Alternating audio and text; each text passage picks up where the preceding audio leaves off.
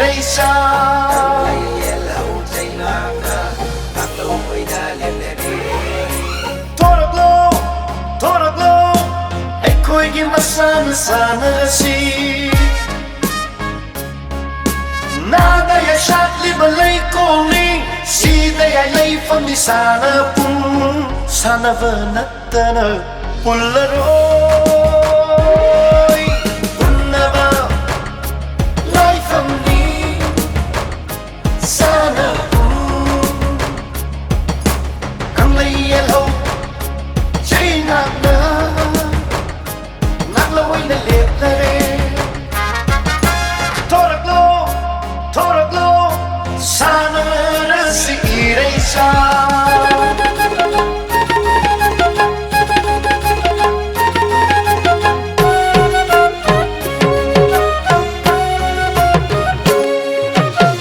Nakang lam zil ni Konaba hunaba labnaba Kapasuyay basu thom basu Tangkat pa langkat pa sa pawa Chingkaba iroiba Pungamaki masyanani Unsinong siyang ba tinabi Minchat kaloy na ba nasanani Sinong samba tinabi Minchat kaloy na ba masyanani Kanglei Yelhou Cheingak na Laklo ay naliplere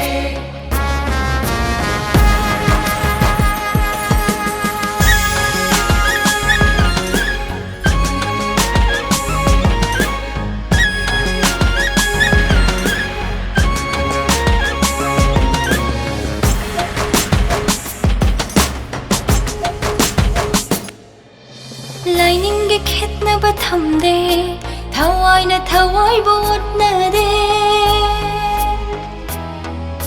Laita balay raba saukat nay Nusi balay nam ni yeliba Hingbagi nung ay ba pinabi At sumbalam bibu tapiri Hingbagi nung ay ba pinabi At sumbalam bibu tapiri Yelhou kunay kalasi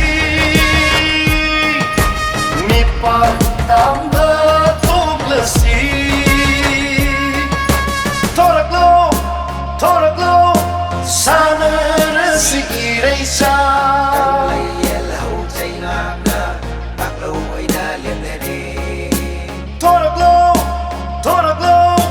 Ay ko'y gimasana sana si